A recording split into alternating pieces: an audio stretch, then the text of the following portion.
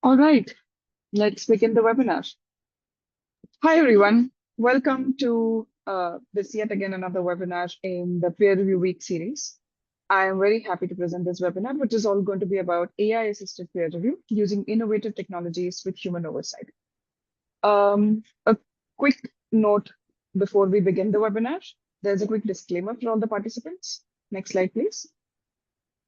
Yes, so all content used on this presentation is owned or licensed by Crimson Interactive. Unauthorized use of any part of this presentation is prohibited. All of you will get links and recordings after the webinar. So please be patient and thank you for joining the webinar. So a little bit about the speakers. We have with us Dr. Krishna Kumar Venkatachalam, who's the Innovation Officer at Enago. He's waving here. And then we have Piyush Agarwal, who's the Lead Product Manager at Trinka AI. The smartly dressed gentleman with us here. And me, I am Dr. Anupama Kapadia. I am an AI ethicist and I'm editor-in-chief at Enago Academy, and I'll be moderating this webinar. So once again, a warm welcome.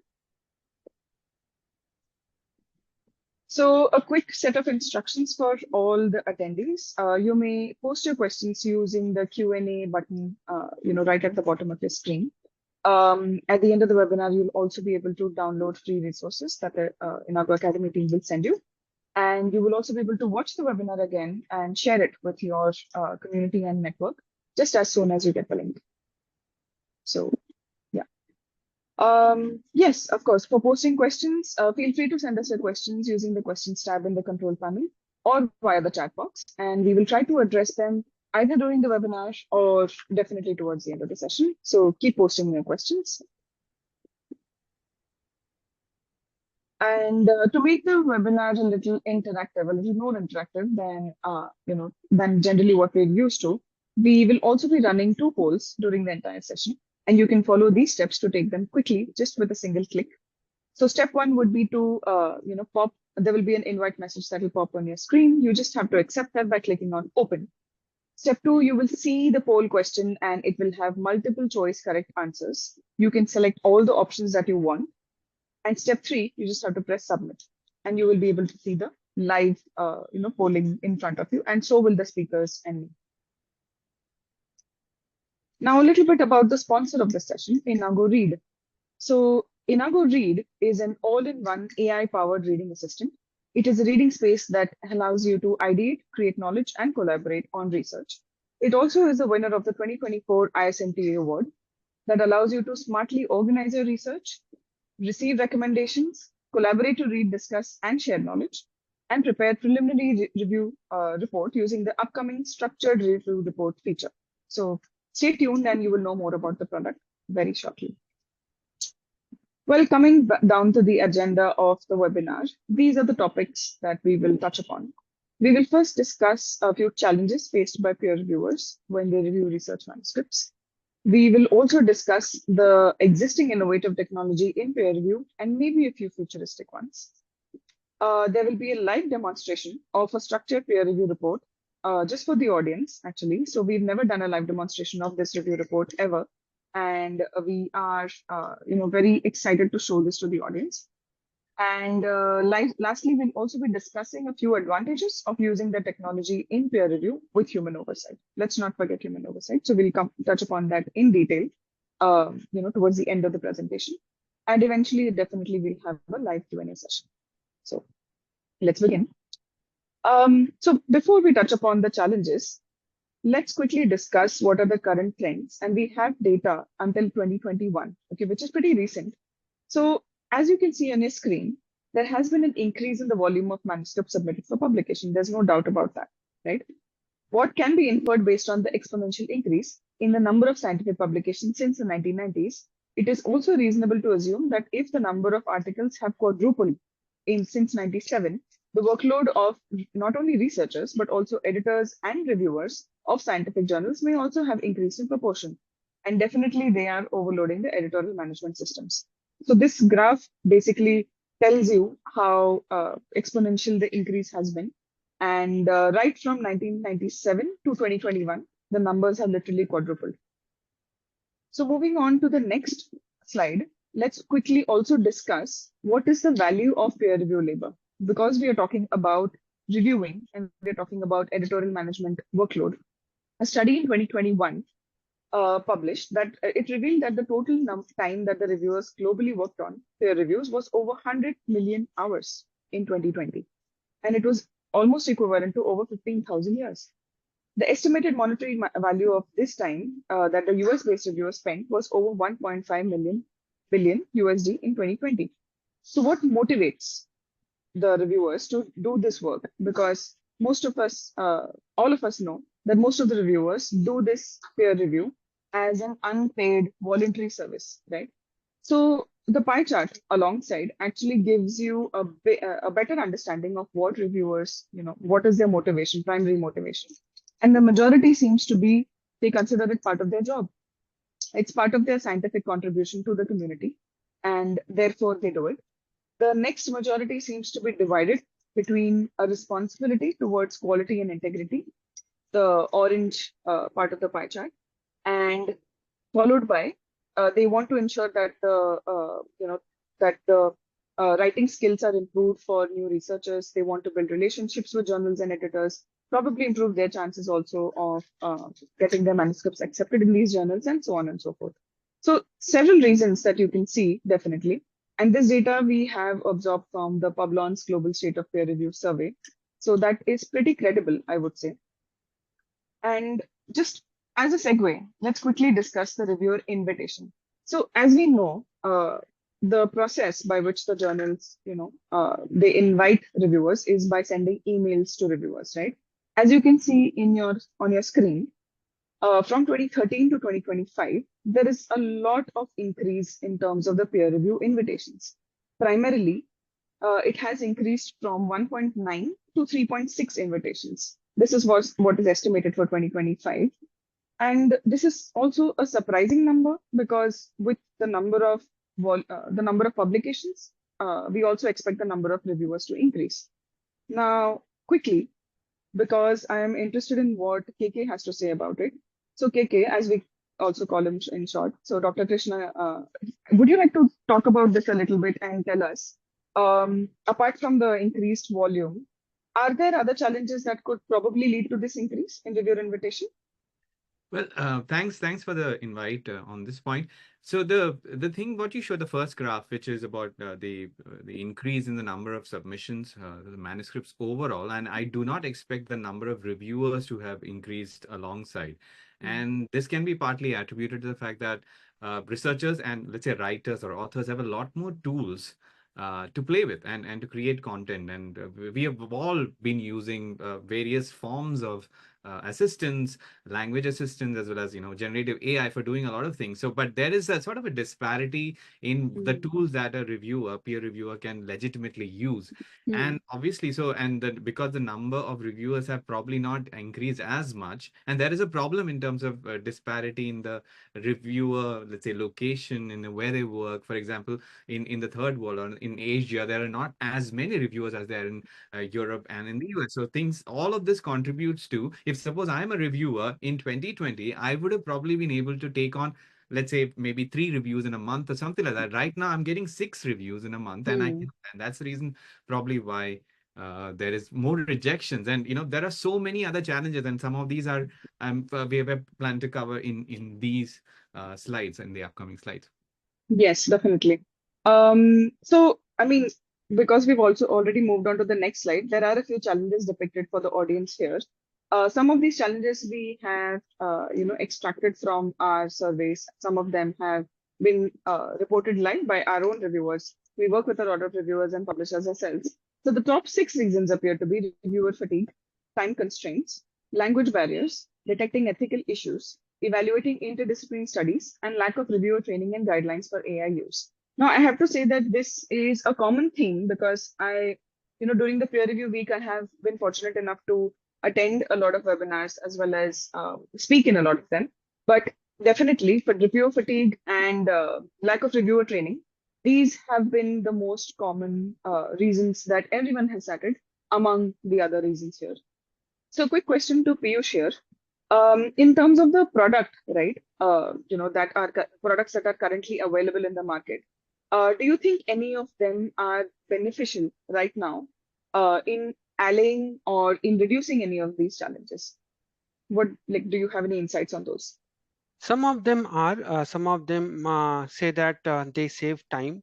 Mm-hmm. So I would say that some of them are not all of them are there. But I just want to add one thing, like in my understanding, I think time constraint is one of the major challenge, because reviewers are already, as a subject matter expert, overloaded with the work. So Mm. if a tool, a product is saving the time, I think that is the best value that a product can offer.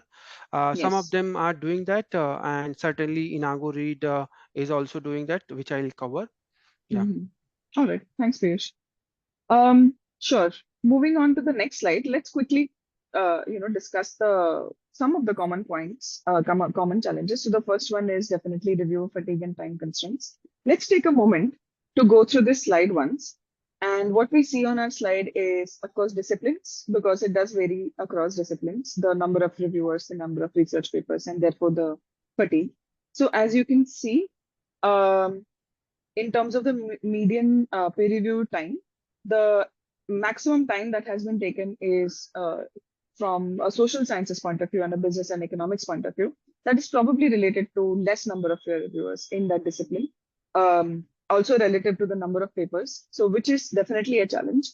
Consider that and compare it to application-based sciences like engineering and public health, right? Those also have a median peer review time of 9 to 13, right? And these are, we're talking about weeks, we're not talking about days. So this is a long period of time to be waiting, right? Where the manuscript is actually in limbo. So if I have to summarize this, every year the publishers actually spend 100 million hours in either looking for peer reviewers or building a peer review database and then conducting peer review, getting peer review conducted on their papers. 62% researchers cited time constraints definitely as a reason for not accepting review invitations. And there is an intensifying fatigue among reviewers over the years, especially for disciplines that do not have enough reviewers. So this should be some food for thought, for everyone who's working to better the peer review system, because it starts at the source. So quick question for KK. I just wanted to know why, from a medicine point of view, for example, right? And say from a general, subject area point of view, you see that it is 8 to 11 weeks, right, from the graph. And that should be acceptable, right? What are the pitfalls of this? Like, what are we not seeing on this graph that the audience should know? Well, what I was startled by, in the sense that the tallest bars are for social sciences, business and economics and Yes. humanities. Now, I've been researching on let's say the peer review automation deficiencies in or the problems challenges with respect to these fields. Now, one thing that I did not consider is that the length of the paper itself is generally longer in some of these papers. So that Yes. in itself, so it'll probably take longer for a human to read. And Hmm. plus, there are nuances that are not quite covered. And as a counterpoint for medicine, there are a lot of clinical case reports and brief reports and everything. So all of these are likely, purely because of the amount of text or the data that a reviewer has to go through. But also, Hmm. there are probably more reviewers in these Hmm. that are available, and that is Hmm. again partially because there is a lot there is a lot more research coming out in these fields. And I was actually looking forward to computer science showing a altered trend, because Hmm. there's a lot more research coming in this field, especially in the in the context of peer review and automation, etc. So Hmm. interesting. I'm not sure when this data was extracted. So at that I'll leave for us to ponder. But these are some Hmm. of the things that I've noticed, and I'm expecting some of these, let's say, reviewer fatigue to be worse and the time constraints to be even worse, unless somebody comes up with a solution. Hmm. It cannot be just the one solution, I'm thinking, but Hmm. many solutions are job to uphold the sort of the foundational aspect of science and research, to support them so that they can deliver the value. Yes, yes, absolutely.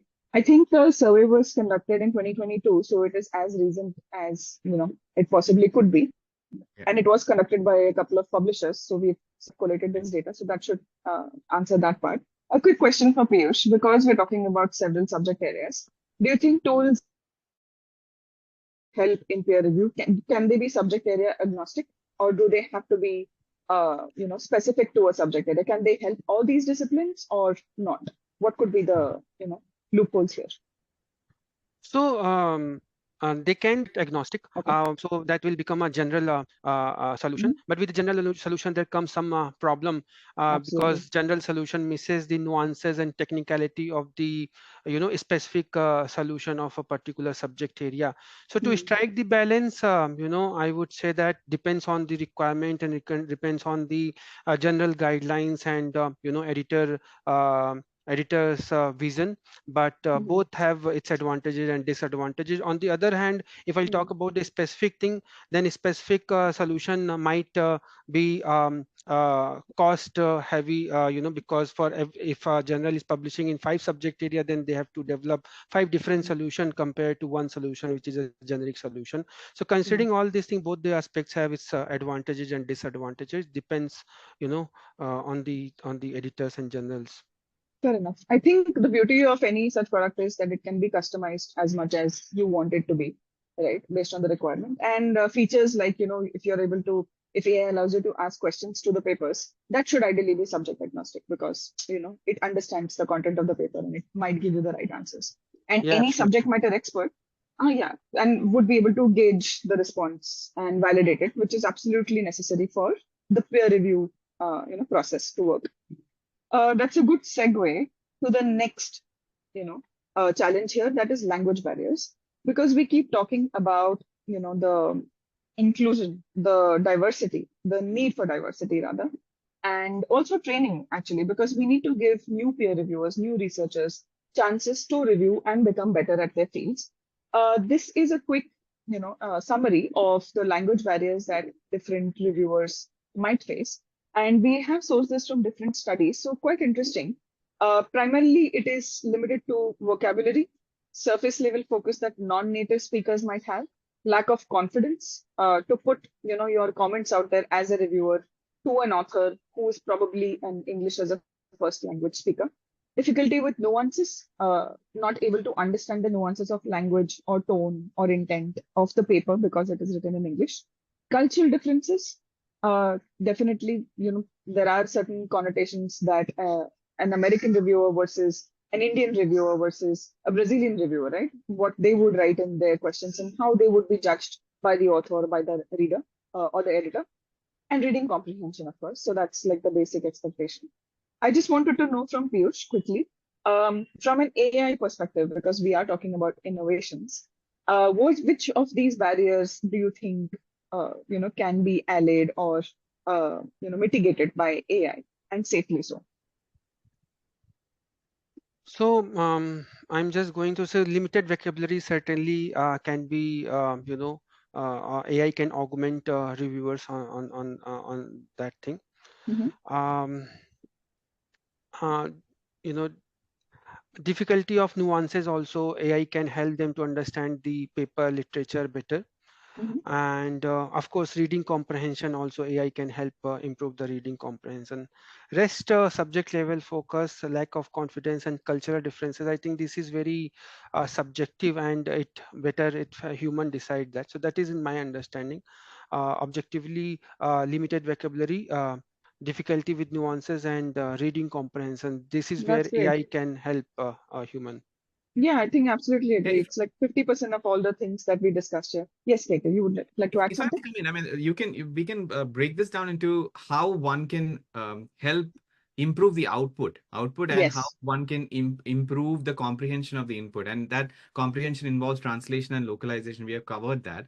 Hmm. But I think AI or technology is mature for a lot of the output improvement, refinement. What we are currently struggling with is Hmm. to get the reading comprehension level assistance at such a high level that peer reviewers can confidently vouch Hmm. for a tool. And I'm very excited about the prospects, but this is an underexplored area, and I'm Yes. expecting a lot more innovation to come in this area. Especially, I think we will touch on that in terms of having, let's say, I'm from the field of orthopedic surgery. Anupama, you're also feel from the field of medicine. Let's say we Yes. have a robotics as well as orthopedic surgery in an interdisciplinary research. I would Hmm. probably use a tool that understands, let's say, robotics and technology better, so that Yes. it can match with my knowledge of medicine. And I'm sure that you agree with that. Yes, there is a slide. I think we're going to talk about interdisciplinarity. I think this Yeah. is very much in sync with that. But what I wanted to summarize, for this topic of subtopic rather, is when reviewers do attempt reviews, and of course it's a voluntary effort right now. There is no monetary incentives attached to it. I think the strength should be outplayed by the limitations or the challenges. And I'm glad that at least the innovations that we are talking about, they help with the challenges to the extent that the strength can be capitalized on, Yeah. which probably is not language in most of our cases. It is the subject matter knowledge that we have that no tool can have. And the subjectivity that we would bring by looking at the manuscript, by looking at the research, the study, etc., and then bring our points. Just how to phrase this and which vocab to use and what words to use, that is something that probably with experience all of us will gain. But I'm glad that there are discussions about tools and innovations that will help us, and help all the reviewers throughout this process. So yes, moving on to the next challenge, I'm particularly interested about this because we're talking about innovation, we are talking about peer review, which is still the gateway, to maintaining scientific robustness and integrity. Detecting ethical issues, surprisingly, has also been a challenge for reviewers. Okay. Again, take a moment to look at this graph, simulate it, and we'll discuss it quickly.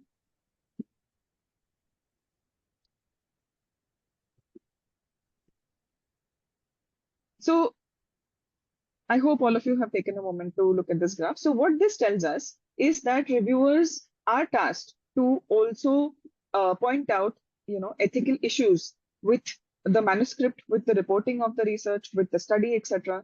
And unfortunately, in terms of research misconduct detection, which is one of the things that reviewers definitely look at in terms of, if I have to give an example, look at reproducibility of the results of a paper that they would review, they have found it rather challenging. And that is the red line that you can see right at the bottom, right? And there are other factors like inadequate consent and data privacy, which may not be related to review. It can also be detected at a desk stage. There are, again, we have so many tools that run through papers and tell us whether the consent has been taken, etc. But again, in a lot of journals and with a lot of publishers, reviewers are tasked to also detect this. That also has been a major challenge. Apart from that, conflicts of interest, bias in ethical assessment, insufficient ethical reporting, and lack of ethical training. These are the challenges that the reviewers seem to report. So, quick look at the statistics. Only 8.1% reviewers suggested rejection for papers that were later retracted. Okay. So retractions generally happen, just for our audience, retractions generally happen if there are issues, primarily integrity issues in terms of data reporting or image reporting that are detected after the publication takes place. So that's when retraction takes place. Unfortunately, if all the retractions that we've seen so far, only around 8% cases have reviewers suggesting rejection for any of these ethical issues. So again, a quick, round of questions again for Piyush and KK, and both of you can join in, I think. This seems to be simpler, right? Because there are, yes, it's a black and white situation, what is integrity and what is, when you do not adhere to integrity and what is that? So I just want to know quickly, why is this a challenge for reviewers still? What, according to you, uh, could be the limitations that do not allow them to detect ethical issues or do peer review from an ethical standpoint? So, Kiki, would you like to go first? From a pure human psychology point of view and human sort of nature point of view, these things are Mhm. difficult to detect, and machines are actually quite good at, or rather more Yes. robust in sort of detecting it. Unfortunately, the double-edged sword is that they're also very good at creating, in issues, and you can Yes. easily create copies of things, and you can also manipulate things to, for Mhm. example, image manipulation. That's a thing that is caught on. We've at least been seeing a lot of stories, and these are all because of the powerful tools that everybody like us have at our disposal right now. So we have to put, I mean, human beings are not quite good at, let's say, creating, these kind of things. So because machines are good at it, maybe we should put machines to use for detecting. And there are already a lot of very good, high quality tools at multiple levels, as you said, desk review, and even assisting peer reviewers to detect Mhm. detection. So I think instead of focusing on why they are, struggling with this, which is not surprising at all, 8.1%. I think that's classical human nature because we are like that. But Hmm. how can we increase that to maybe 20% by providing the right tools? That's a question that I'd like to discuss. Piyush? Yeah. No, Piyush. I completely agree with you, Dr. KK, on this one. Why the ethical issues?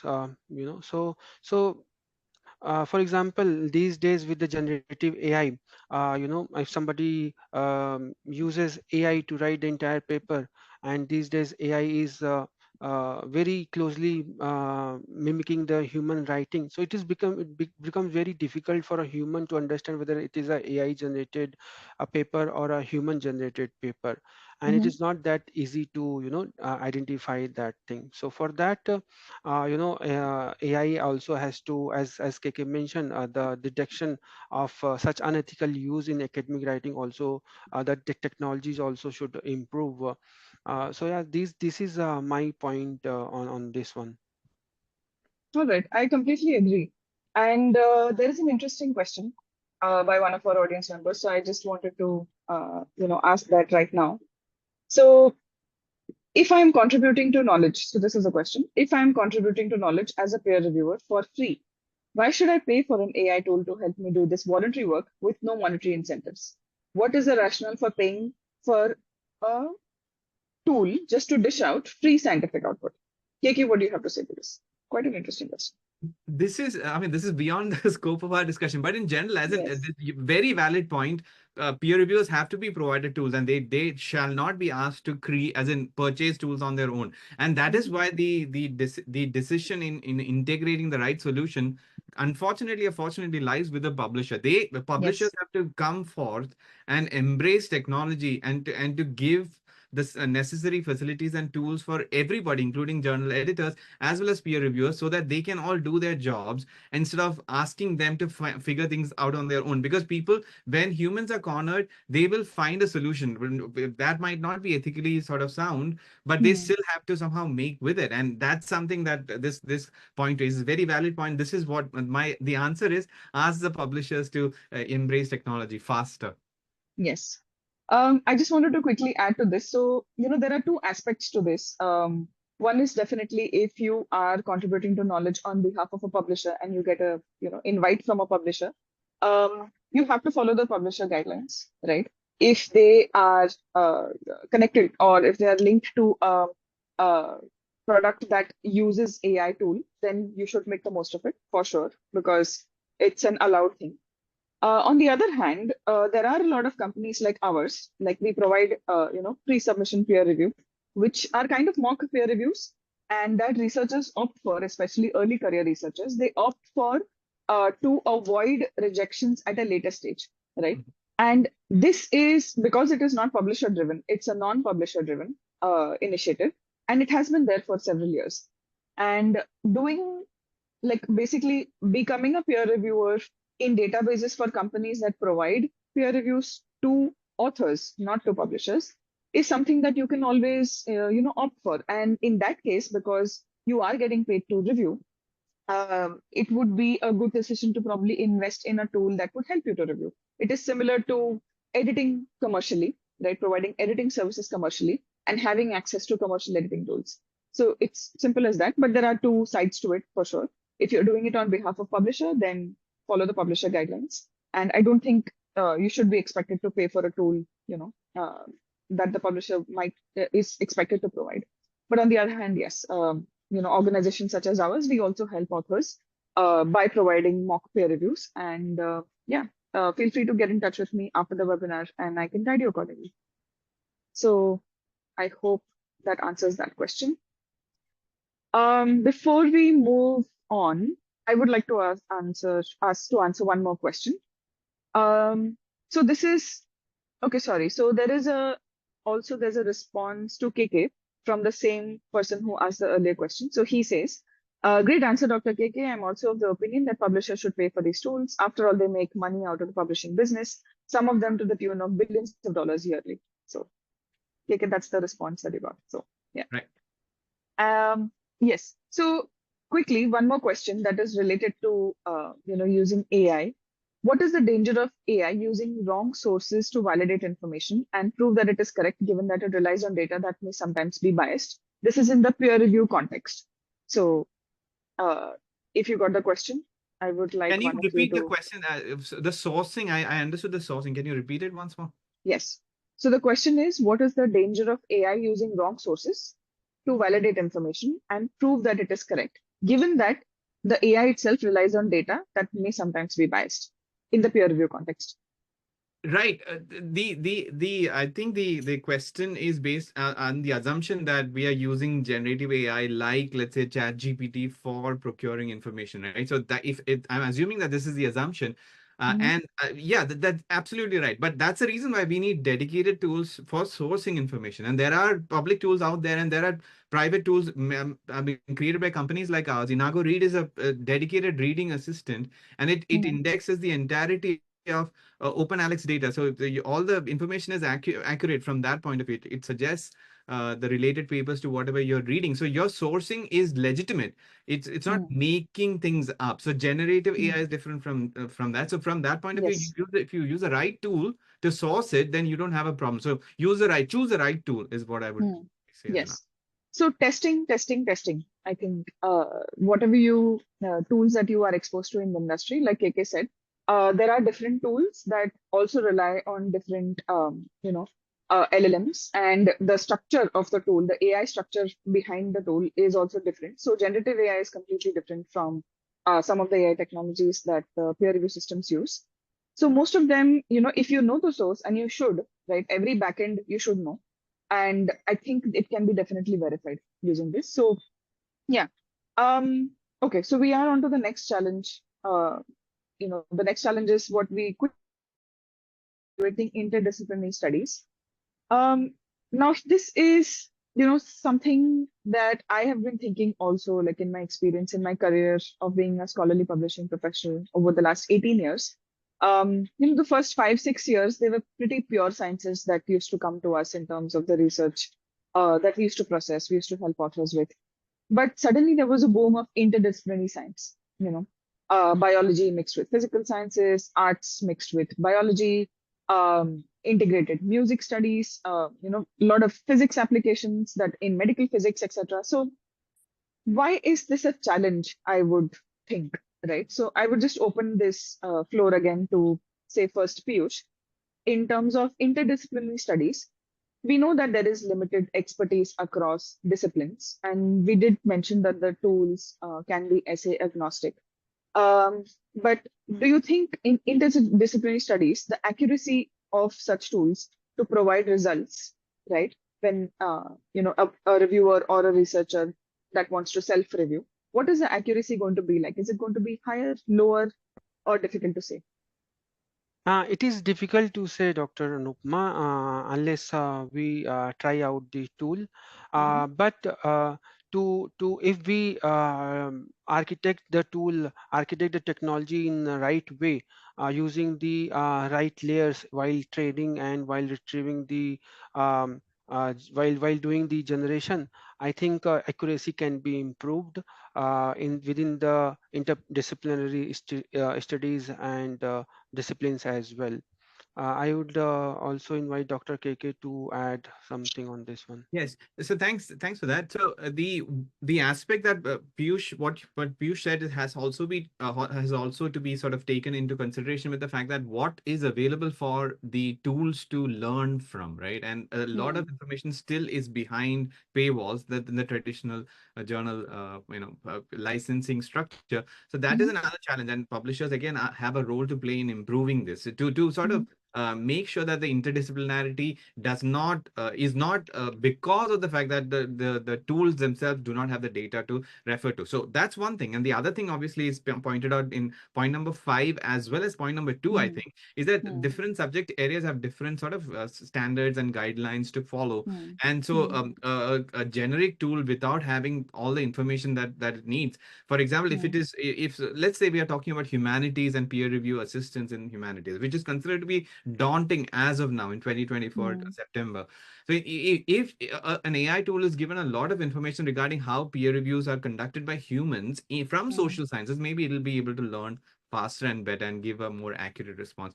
So there's a lot of responsibility in giving the tool the access, and that's something that it's we still need to see how the future will be. So, but yes. once we have the relevant information, I think the technology is maturing enough to Mm, give sufficiently reliable responses across subject areas and actually helping solve some of the problems that are listed here. yeah. And not to mention, I think from a training point of view, if the review checkpoints and the evaluation criteria are so vastly different across subject areas, it becomes that much more important for reviewers to be trained for those subject areas to review those papers justly. So I myself have encountered different structures of review reports for use for humanities and social sciences compared to medicine. And say, for example, the Elsevier ones are different from the IEEE ones, are different from Taylor and Francis ones, right? So they're all subject driven, and they aim to maximize the output, from a review process for the author's benefit. So that's again a good segue for the next set of challenges, which is related to training. So basically, from covering all these challenges, if I have to summarize and if I have to conclude on the most important aspect from a reviewer point of view, is one, there is a lack of reviewer count, like the numbers, because also new reviewers are not being given the opportunities to review, right? There are strict guidelines and criteria by publishers that strictly say that you have to have X years of experience in reviewing, you have to have X number of active papers, you have to be an active researcher, you have to have reviewed for, X number of publishers, etc. But very few of them actually touch upon reviewer training, like the ones on the screen. So, like the publishers, Taylor and Francis and Elsevier, definitely they have policies around reviewer training and guidelines for use, some of which even we use, Enago uses to train our own reviewers. Whereas other publishers like Springer, Wiley, Sage, Omics, etc., they really do not have any such guidelines. And because of this, there is a challenge for several reviewers to be onboarded or to even self-nominate themselves. Several publishers have features of self-nomination of reviewers also. Um, they also, these tools that we're talking about, the AI tools for detecting or finding reviewers, they're also keyword based. Many reviewers still do not know what keywords should they put in their profile such that they are detectable. They are fine, they can be found by these tools. So I just wanted, KK, also your input and opinion on, this aspect, the training aspect. So do you have something to add? All I have to add is that Mhm. because of the sort of deficiency in training and because of the potential that technology offers, we can Mhm. bridge this gap by providing the right tools for junior reviewers to sort of get familiarized with reviews Mhm. using tools which can always be guideline. It can then be we can have human oversight for that as well. And Yes. by sort of accelerating the learning curve, if I may say that, so that everything sort of can come to the come to the sort of solved problem sort of a state. Yeah. And I just wanted to say, like any starting point, a structured way is better than a non-structured way. So, even from a peer review point of view, I think a structured peer review is much better than a non-structured peer review for any beginner. You know the checkpoints, you learn the checkpoints, then you build upon them, and then you get to a stage where you do not need a checklist. And you can probably attempt peer reviewing without the need for a structure. So that is something we will also, be discussing, especially during our demo. So stay tuned for that. I just wanted to quickly also give you all some insights on a survey that we recently conducted. So yeah, so this in front of you, if you can see the pie chart. So we at Enago Academy, we recently conducted a survey to understand the impact of retractions and to assess the efficiency of the current systems, from an ethics point of view. This study was a well received one, and we received around 430 responses, 430 responses, and we captured these responses from diverse stakeholders in research and publishing. So there were some limitations like inclusion of opinions for diversity, etc. But it does give us a preliminary idea as to what the community perceives as challenges in the current peer review process. So these findings, of course, will be published as a white paper, soon. But quickly discussing some of these factors here, these are the challenges that we've already discussed, right, in some way or the other in the previous slides. Um, Lack of training, handling potential conflict of interest, limited access to data, time constraints, detecting false or AI-generated data sets. I think these are all the challenges that are now we could prove through the survey that we've already theoretically kind of discussed. I think we did not discuss limited access to supporting materials and data. So, KK, do you want to quickly discuss on this point? Because why would this be a challenge for the reviewer, and shouldn't researchers or publishers be providing this data to reviewers?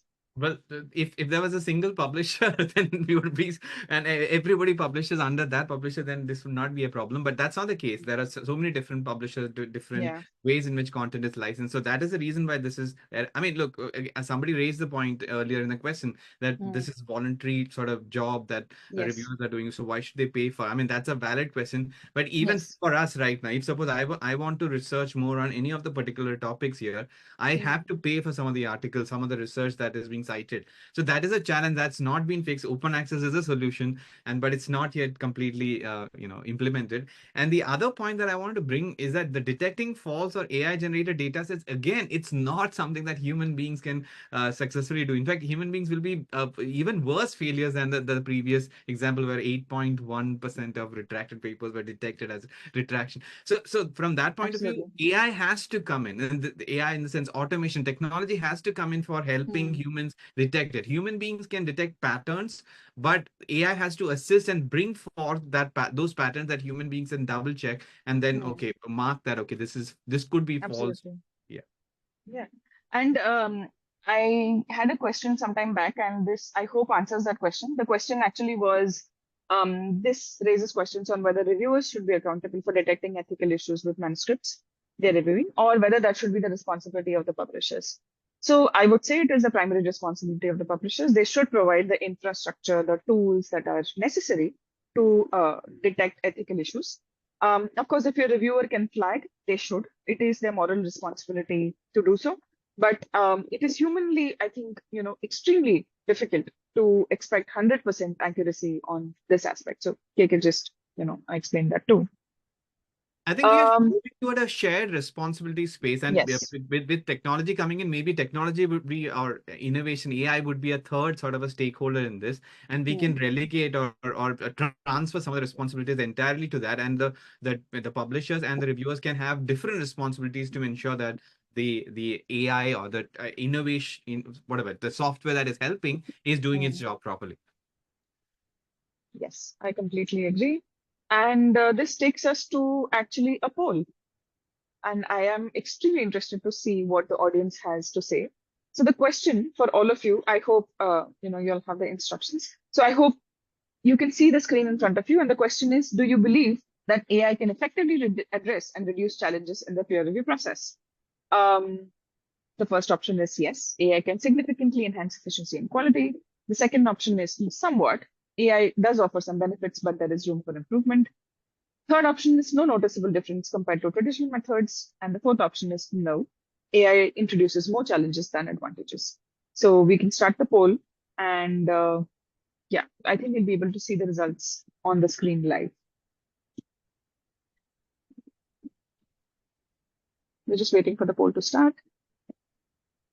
So Okay, let me, Anupama, I want to ask you and Piyush as well. sure. I Yes, think from a future thinking point of view, the answer has to be one, at least for me. And I want to know what you and Piyush think. that's an easy prediction. But let's also see if we are surprised with the poll. But okay, KK, you are vouching for one. What about Piyush? What do you think? Yeah, one. Really? Yeah, Okay. but Okay. but All it right. also depends how that AI system is built. But if AI system is not built, then Hmm. it will be four. But if AI system is built very carefully, then of course it's one. I think it is two, honestly. So I do think AI is helpful. We AI does offer benefits, but there is room for improvement, all throughout. So yes, I think the poll should be available for all of you to vote. So yeah, please vote on the poll and you can select any one option here. And in a couple of minutes, we'll see the results on the screen. KK goes for 1, Piyush goes for 1 or 4. I would say 2. Definitely none of us are voting for 3 because there is a difference between AI and traditional methods, as we have theoretically seen and we wait to see practically. I hope the votes are incoming. I can see some chats. I'm glad to see the chats. Okay, we have the results on the screen. Oh, brilliant. So option number 2 it is. I hope I did not influence the audience. So any comments? I'm surprised actually. I thought it will be a one. Yeah, Ah. the thing is, as of right now, Mhm. maybe 2 is a better option. But I'm thinking to the future, as in what can AI do? In even Hmm. in a year, in a couple of years, I'm thinking that AI will be so much more beneficial to improve peer review in the Hmm. holistic sense. Yes, yes. So, but I think with a touch of practicality, I think most of the audience has voted for 2. Let's see if we can surprise them, with something that we can do also. Uh, yes, let's move on to the next discussion on innovative technologies in peer review and what is the solution, generally speaking. This is something that I think KK, you would be able to probably discuss this with the audience, and I'm open to questions. So, yes, KK. Yeah, so the first point that we have here is an under sort of researched point in terms of finding the right reviewer for the right manuscript. And we have covered the general, let's say, lack of a sufficient number of reviewers because of a lot of reasons.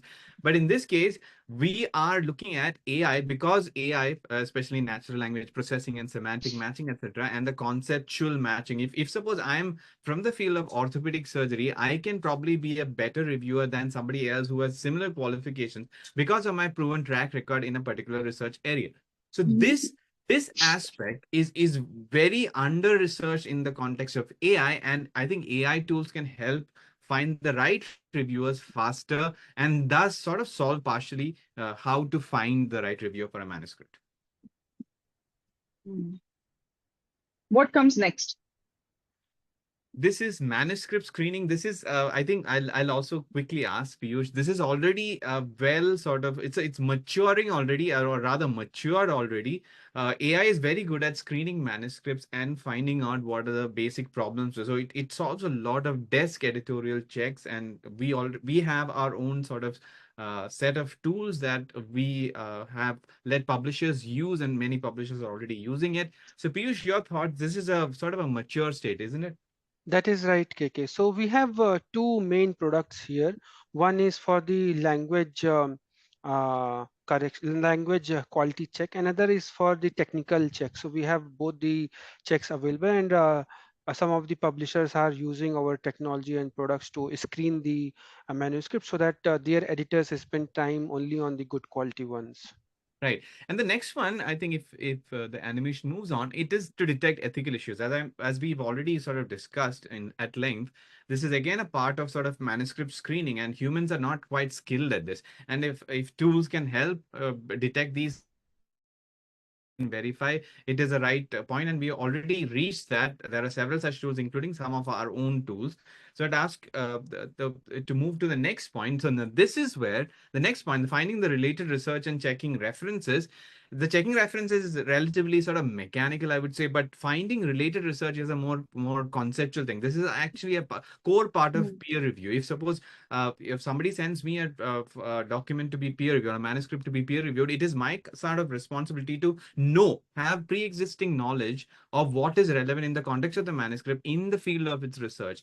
And this is where human beings can benefit a lot from dedicated tools. There are so many tools, including some of our own. Enago Read is a tool that we have for finding related research papers. And on Mhm. top of it, if you can build a structured report, which is the next point. If we can move to the next point, if a tool that already has access to all the relevant research and let's say literature related to the paper, and then it can also using the advanced technology specifically meant for extracting the right information for a structured peer review. We've already discussed what a structured peer review is.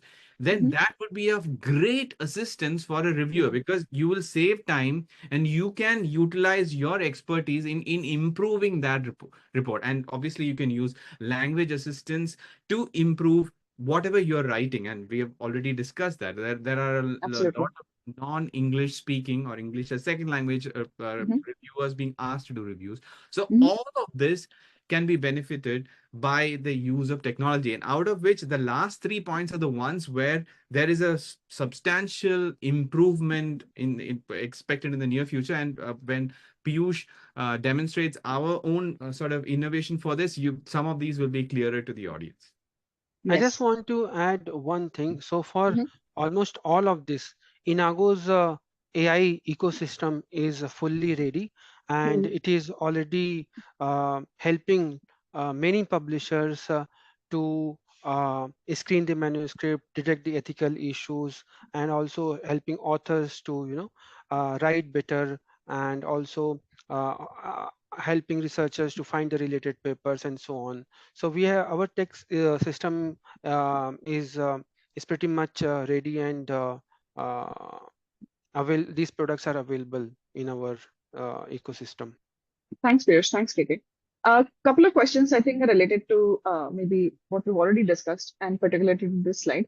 So, Edogo Cordelia, one of the attendees here, has asked, can AI-assisted systems eliminate human biases in peer reviews?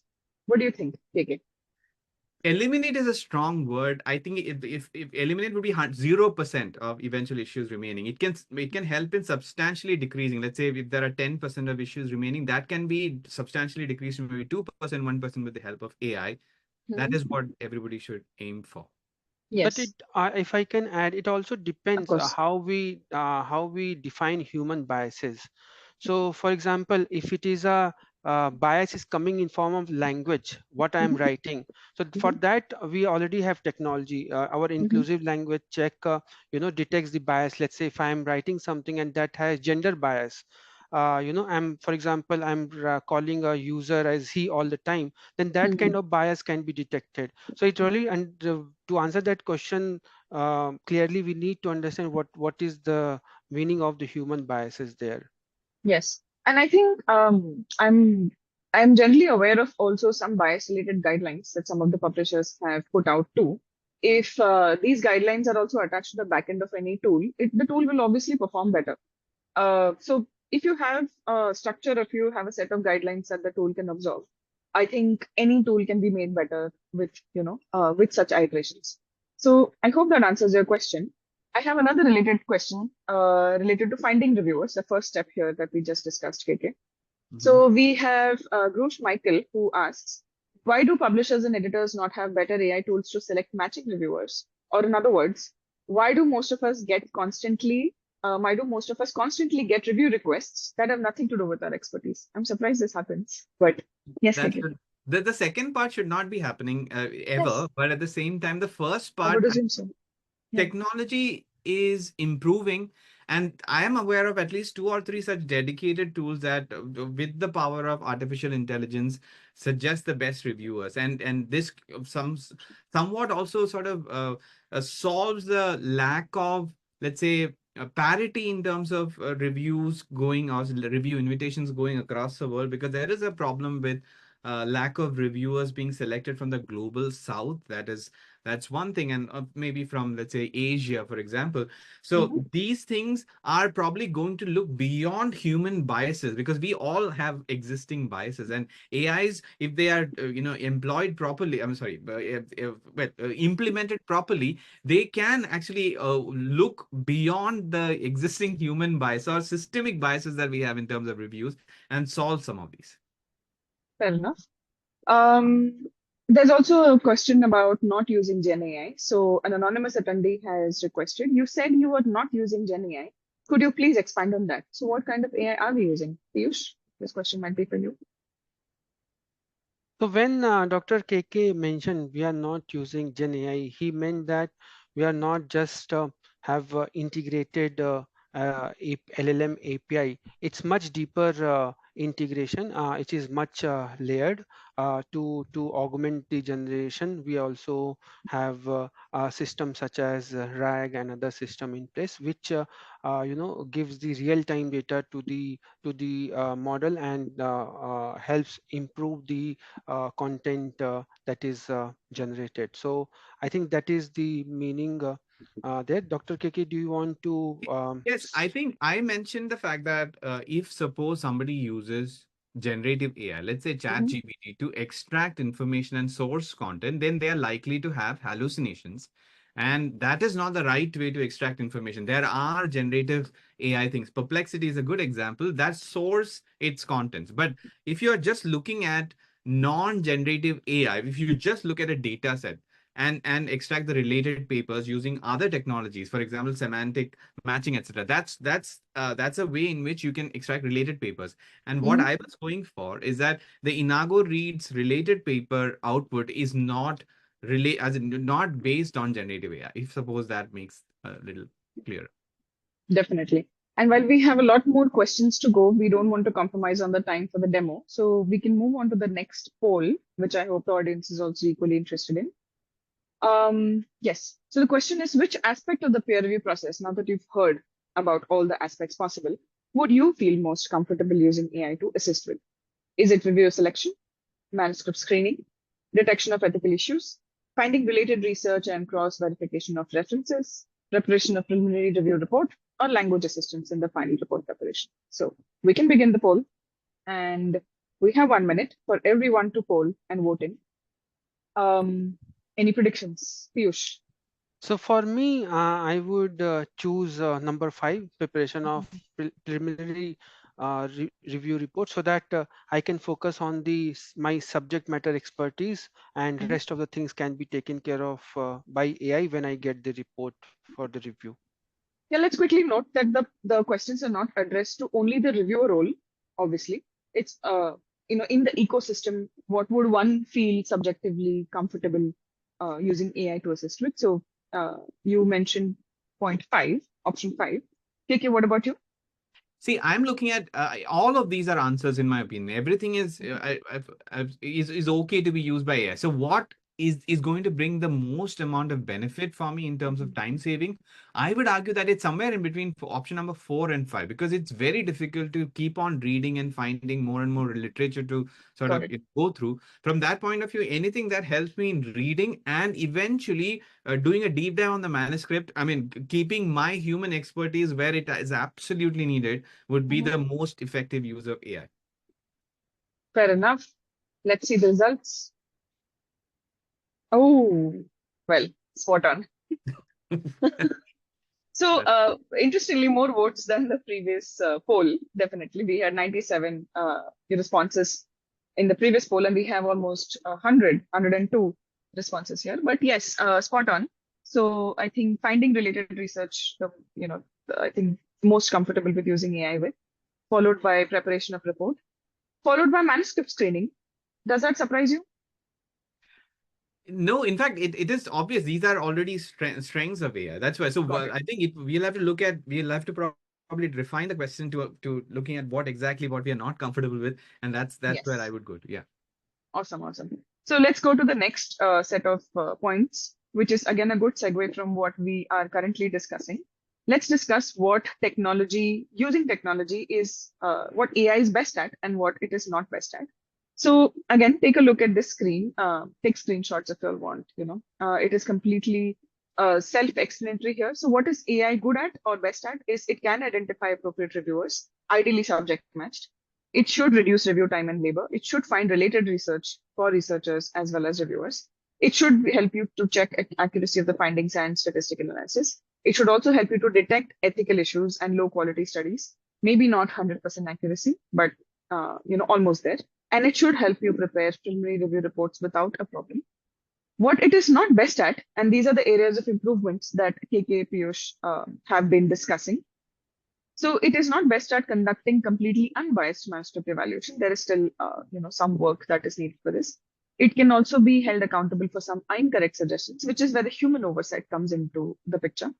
Cross verification of content from outside the manuscript, recognizing entirely novel research, recognizing subtle methodological flaws or ethical issues, and generating the whole report without human oversight is something that AI cannot be depended upon.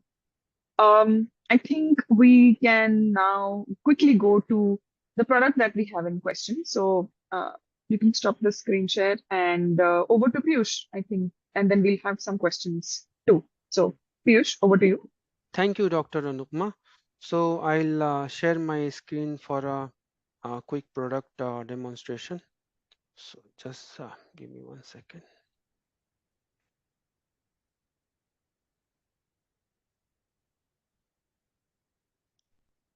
Yeah, so all of you can see my screen, I believe. Um, so this is Enago Read. Enago Read is uh, all-in-one AI-powered reading assistant. It helps researchers and reviewers to do the literature review and a lot more, which I am going to cover. So first, I'll start with the structured peer review report and demonstrate that how that report you can use and what value it can offer. So we have developed a small prototype for that. Just want to put a disclaimer that a structured peer review report, which I'm going to demonstrate, is a prototype, and we'll be working on this product. So this is the structured peer review report.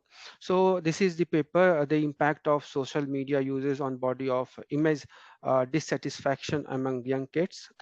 It's an imaginary paper just for the demo purposes. And this is our structured peer review report. As you can see that once you have this paper for the review, you will have a AI generated structured peer review report that will quantify the quality of this paper. So you can see that here 59% overall score, and the summary says that out of all checks, 16 failed, there are 14 warnings and passed 21. So you as a reviewer, you can go deep into the report and look at the analysis that is done by the AI. So we have total 14 categories from title to abstract to background, result presentation, and to expansion or improvement of literature review, novelty, and originality. So within all these categories, there are multiple checks, and of what each category does, you can read it here. So for example, for this thing, I'll open this one, abstract and highlight improvement. So as you can see that in this, there are three total checks. One is failed, one AI gave warning, and one AI said it's pass. Now let's focus on the failed one. So check is that does the abstract capture the main research finding, and AI says that is failed. And a reasoning of the AI is that the highlights do not fully capture the key finding, such as the specific way social media impacts young cats body image, and relevant document content also it gives you, so that you can visit here and then you can agree or disagree with the AI. You can agree, say that yes, I agree, and you can also say that please add the details, please add details, and save your comments here. And then you can go to the next one. And then here also you see that check is does the highlight section capture the main findings, and says that the abstract provides a summary but does not details and so on. And then you can go to the relevant document thing and say that whether you agree or don't agree, and they leave the comment. And then for the pass also, you can say that is the abstract clear and concise, and then says that so it summarizes and so on. And then you can go to the relevant document structure, and if you say that you don't agree, you can leave your comment here and save this thing. So this way you can then move to the next category, which is see the value that it offers, this product, is it saves a lot of your time. So a lot of heavy lifting is done by AI before this paper is given to you for the reviewer, for review. So you can put your subject matter expertise to the best use, rather than focusing on rather than going to the detail at first. So you can take the help. So this is where AI is augmenting the human potential. So this is when we say that AI with AI structured peer review report with the human insight, this is what we mean, that there will be human analysis along with the human to say that whether it's a pass or fail, or whether it is agree or disagree. And based on this, the overall, let's say you say that this is you don't agree with this, then the overall the score will also change in this report. So you can see that along with this, we also have Copilot, we also have related papers and other things which let me demonstrate quickly.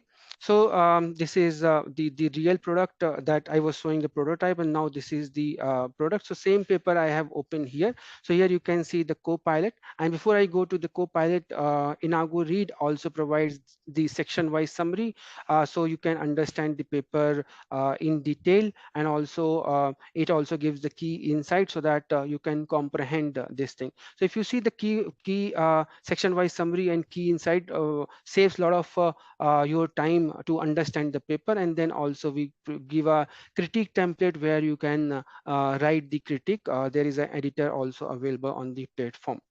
So let's say this is the paper, and this is the Copilot in addition to a structured peer review report that you can ask questions. So for example, I have summarized this paper, so Copilot gave me the summary. What is the objective of this paper? What is the outcome of this paper? So Copilot gave me all these answers.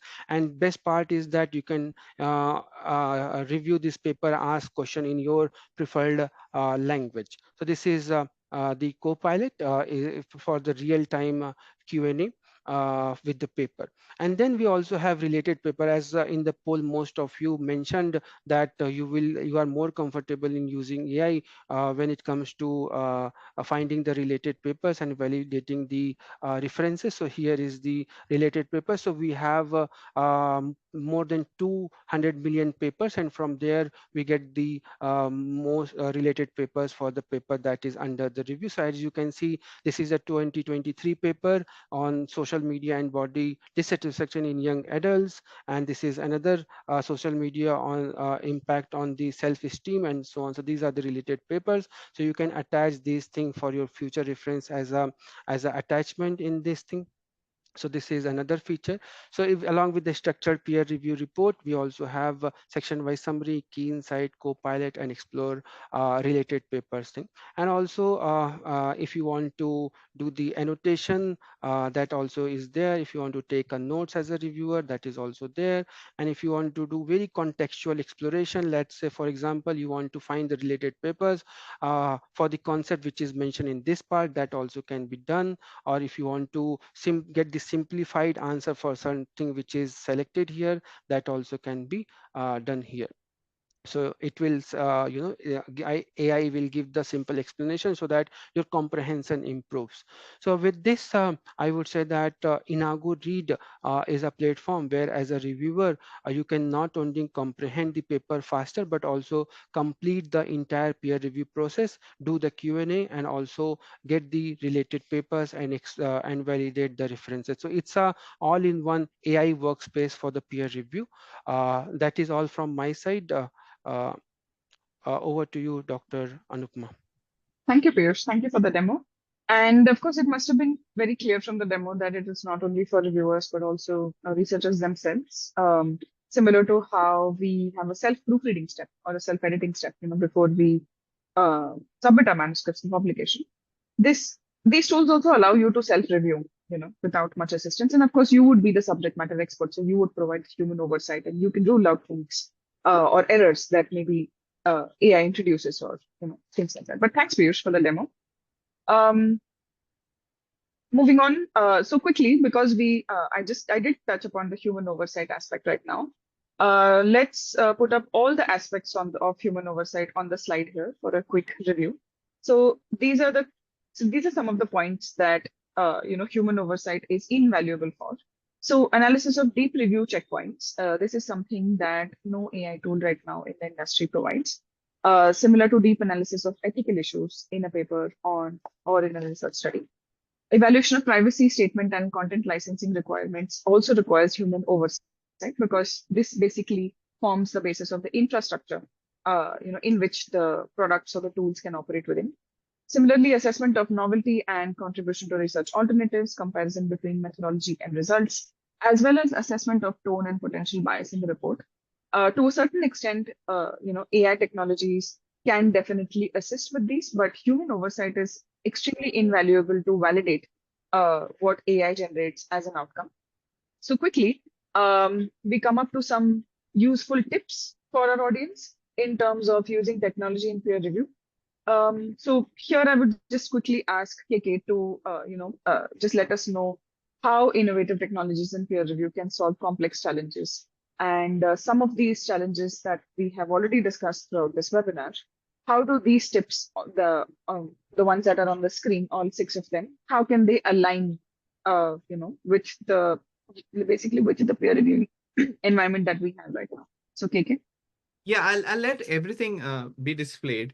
yes, That so we have listed them in no particular order, but the thing no. is that AI tools are already good at a lot of things, right? Checking a lot, going through a lot of, let's say, cumbersome list of guidelines and figuring out what to do is something that can be facilitated by AI. So you can put AI to use, even public sort of AI. If suppose you're given a list of guidelines, maybe you can summarize it or you put into a table that you're easier for you to sort of interact with if you wanted to do that. Then if you're using a tool, any tool for that matter, you have to make sure that whatever your guidelines for the publisher, if you're working with the publisher, they have to match with what the expectations. So one common misconception is that if suppose an article that you're reading, that the actual copyright lies with the publisher almost of the time. So if you are uploading it to, let's say, chat gpt to extract insights, etc., then now that is a breach of agreement, and you're giving away potentially confidential information to ChatGPT. So that's something that you don't have the, let's say, the rights of. So that's very important. The point number 2 and point number 3 are related to it. Mhm. And as Piyush mentioned, there are in the demo as well, there are dedicated tools that are on secure platforms that you can use to parse content and generate content. So use whatever is secure, what you know is secure, which is not letting the information out.